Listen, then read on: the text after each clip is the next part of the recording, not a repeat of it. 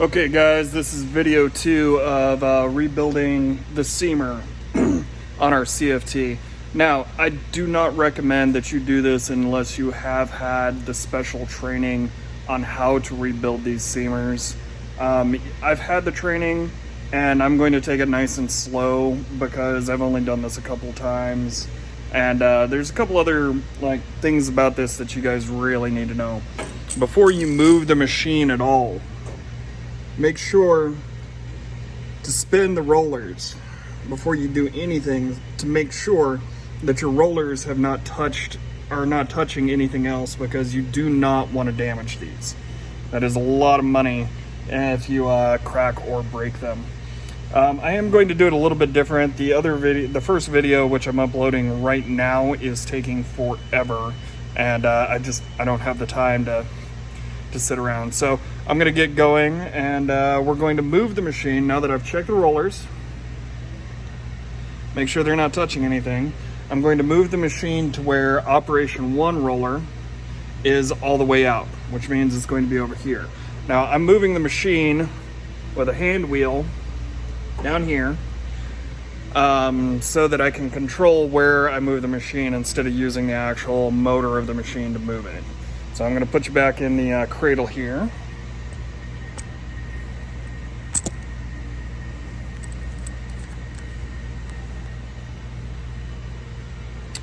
I'm going to set you over here. Oh shoot, forgot to turn back on the GoPro. Alright, we're moving the machine. Like I said, I'm moving the machine with a hand wheel and not using the motor itself. So this is backwards. I'm going to move it forwards, and I'm going to move it to where operation 1 roller is all the way out. The entire time I'm moving it nice and slow, and I'm going to watch the rollers to make sure that they don't start spinning. If they touch and start moving at all, then I'm going to stop and make sure that my clearances are correct. Okay, so somewhere over there, I should be good to now remove operation 1 roller.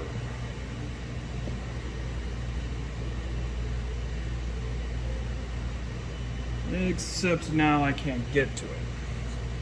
So we're going to move it back the other direction.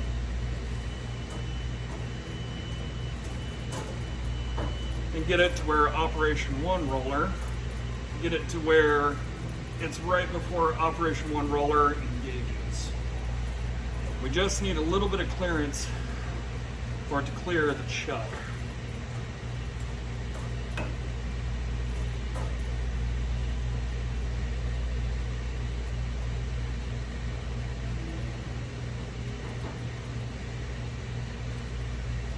Okay. That should be good right there. I'm going to use my 13 millimeter. I'm going to loosen its retaining bolt, push it in, and I'm going to start unscrewing it.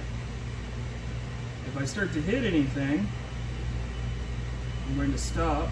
Let's see. Make sure that I'm not hitting the chuck.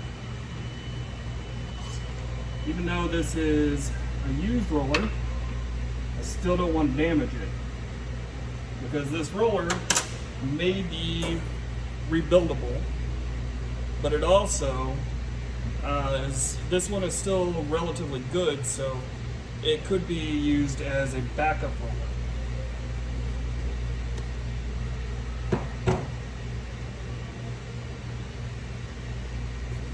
Again, it's always important to look at the two next to each other and make sure you're putting the right part on. There isn't a whole lot of difference between operation 1 and operation 2. Now, I'm not going to put this one back on yet because we still have to get the chuck out of there. Let's move you over here so hopefully you can see a little bit better. Now, I'm going to move because I can't get to the chuck where it's at. I'm going to move the machine back out. Not to the point where Operation 2 roller is going to engage, but right there. I don't know if you can see this. Let me move the camera. So this is the chuck right here. And if you see, there's little holes up here. Now those holes go all the way through. Because down here, there's a little knockout that spins around. In the shaft of that knockout, up inside there, there's a hole that we need to clip onto. What you do there,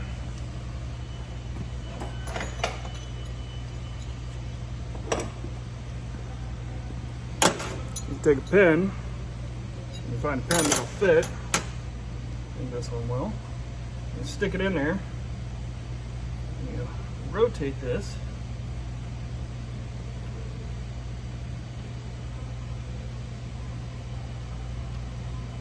Wait a minute. Okay.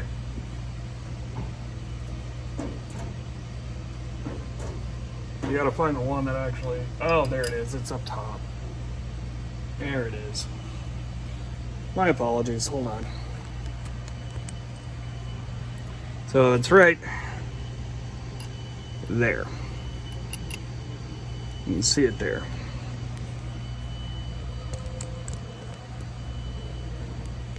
Now you take it and slide it in until it'll stay in place.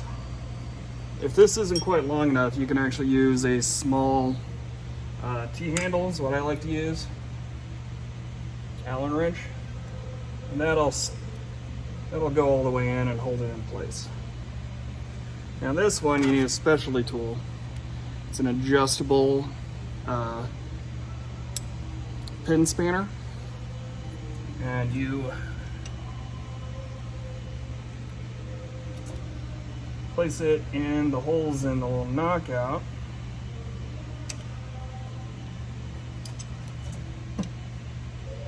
There's a little bit of a pain in the butt.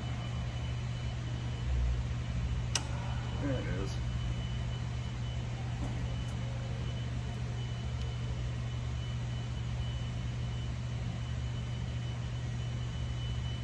Of course, I popped it out. And once you get it, kind of hold on. Nope, that's tightening.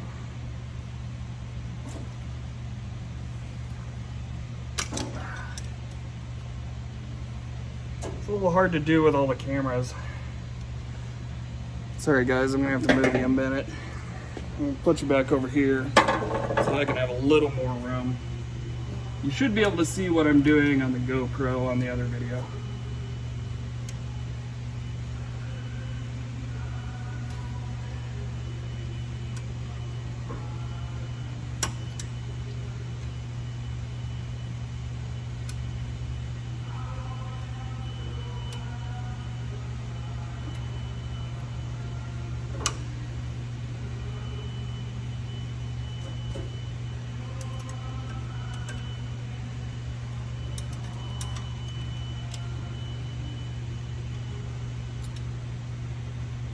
I can never remember if this is reverse thread or not.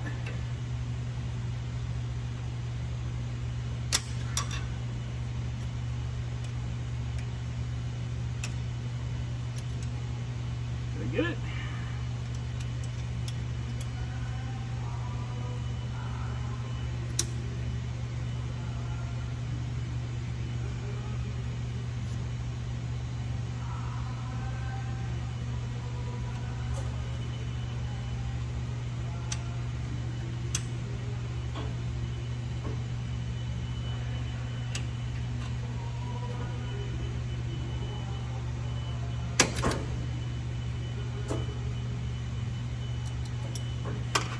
Why are you being a bitch?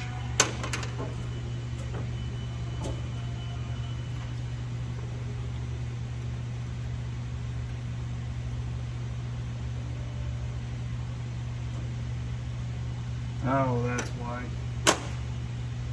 There's a...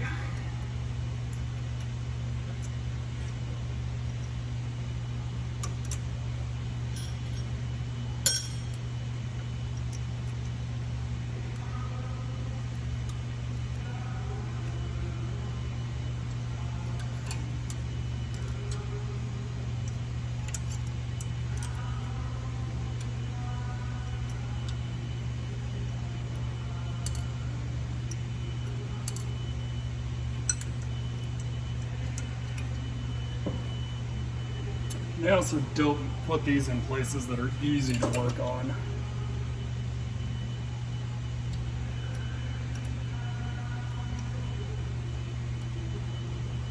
See, I got to where I was talking and not looking. And that's never a good thing. Always pay attention to what you're doing. Now, I didn't do any harm because I stopped and looked before I forced anything. If you ever feel like you're having to force something, you should always stop and look and make sure you're doing what you need to be doing correctly.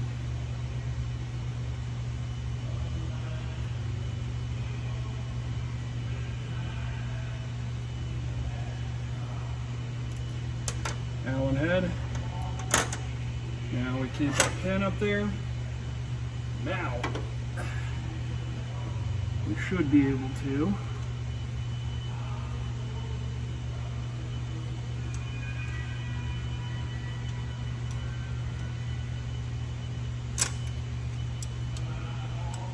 I can find it.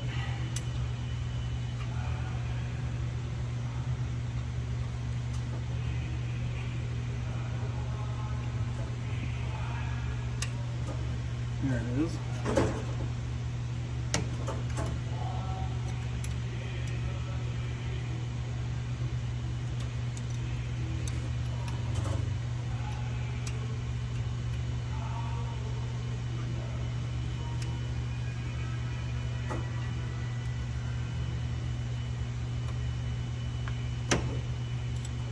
Okay, not that way.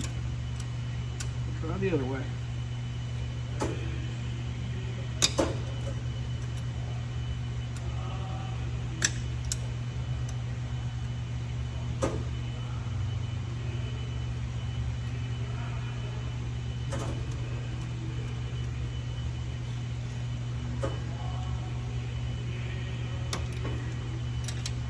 There it is. Now,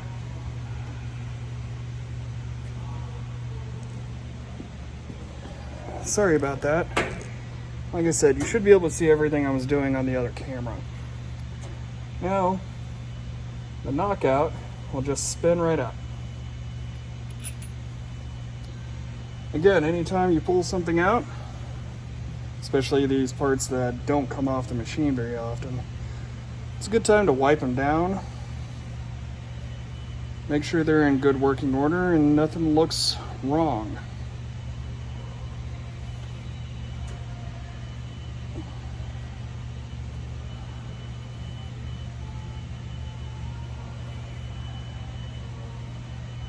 So that looks pretty good.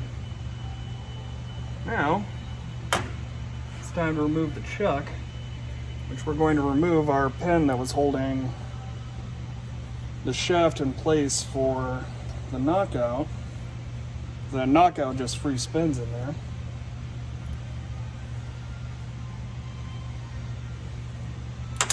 And this is where you use a long pin and a hammer. I like to use a teeny tiny little 8-ounce hammer for stuff like this because I can control it really well. And honestly, I shouldn't need to really hammer on this very hard. Again, I can never remember if it's reverse thread or not, so we're gonna start. Well, we're not getting anywhere that way, so I'm gonna go the other way. Again, make sure that operation 2 isn't touching.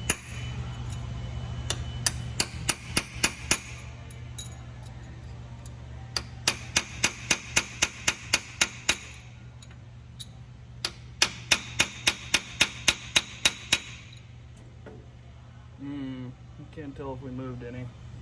I'm gonna try going back the other direction. There we go. Now we're moving.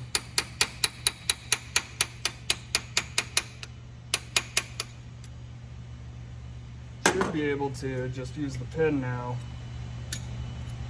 spin it off. Now this part was factory installed. We haven't changed this part out yet, so it's still on there pretty tight.